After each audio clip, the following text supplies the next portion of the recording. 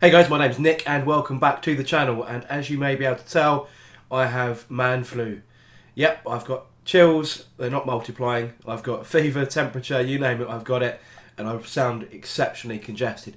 Now there's no real coincidence for this other than I am starting my death guard, so I think Papa Nurgle has taken a full grip of my body, and other than my guts spilling out of my chest cavity, I probably resemble a Plaguebearer right now. Talking of Plaguebearers, that is the subject of today's video, and we are going to be unboxing and building my first 10 Plaguebearers for my new Nurgle / Demon army. It's going to be very similar to my 1000 Sun Scarab Occult with the Tzeentch Demon parts. It's going to be a bit of a hybrid army, so I can mix and match demons and their marine brethren and have a Nurgle theme very similar to my Tzeentch theme. So that's what this video is about, so let's crack straight in. So first up, just before we start the commentary on this video, I am filming this at a different angle instead of top down. So let me know in the comment section if you think this is a better view than the top down. I'm not sure yet, I'm just trying to get an over the shoulder feel, just so that you can actually see sort of horizontally some of the models rather than always being top down. But let me know in the comments if you think this is a better route, and I'll continue my videos in this fashion. So, as is standard, unboxing the shrink wrap and opening up the instructions. And we can see we do have some rules in here, but they are dated or Age of Sigmar rules, so they don't bear any resemblance to 8th edition Warhammer 40k. We get 2 sprues. I think there's about 74 parts on these and 32mm bases. So, that is all good for the current standard base size, which is pretty good. So, what does your £18 get you? So, from this set, you can make 10 Plaguebearers.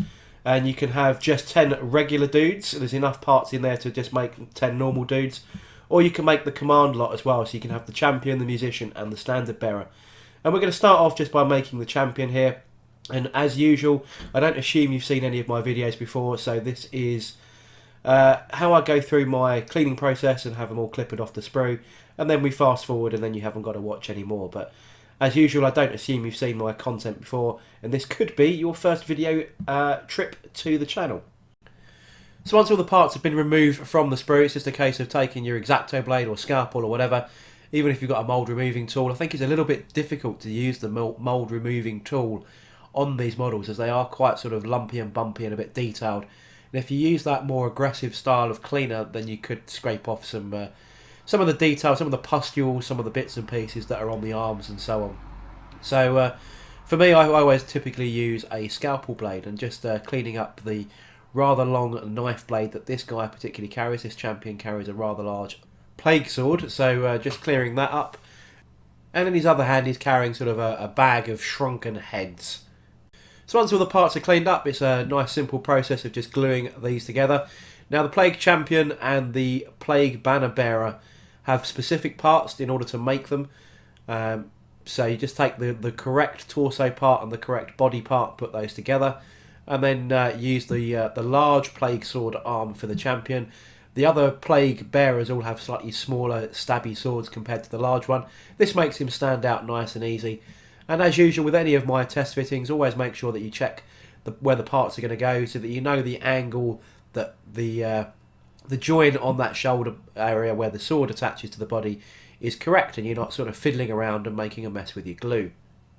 His other arm is in 2 parts, so you get sort of everything above his wrist just to glue onto there, and then right at the very end is the sort of the bag with his other hand holding these shrunken heads. Now I wanted to make sure that the arm had fully dried before I attached that, otherwise you end up with a bit of a potential for the arm to move with the weight of that extra piece of plastic on the end of it. So always waited for that other bit of arm to dry.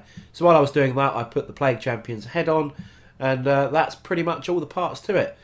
Now I know the way that I'm going to be basing these, and I'm not going to be using something overly funky.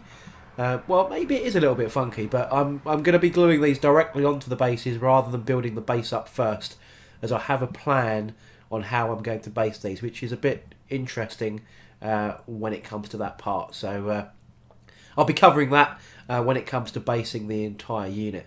Now the rest of the models then, they are keyed, so you can just about see in there there's a letter A, and there's also a letter B and a letter C inside those bodies, and the corresponding chest pieces have all got those same letters, and you can mix and match all of those. And then once you've, well, when I say mix and match, make sure A's go to A's, B's go to B's, and C goes to C. But other than that, there's no specific A part, as it were. But once we're done, I've just made these 10 up, just with the Plague Champion, no Musician, and no Banner-Bearer in this particular squad.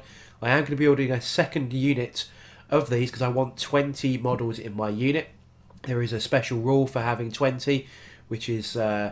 which means that the unit is at -1 to be shot at if you've got 20 of these. It's a cloud of flies, I think the special rule is.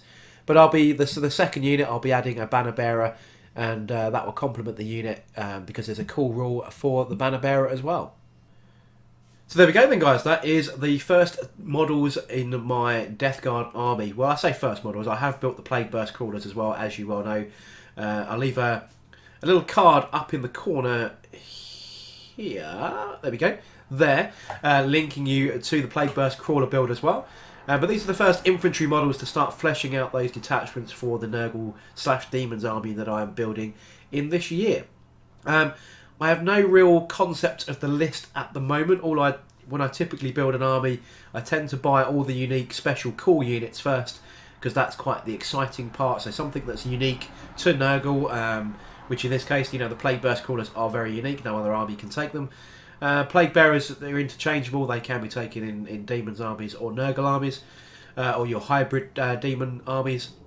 But yeah, I haven't built a list. I never typically build a list and then work to that list in most parts. I'll try the army. I'll give it a go.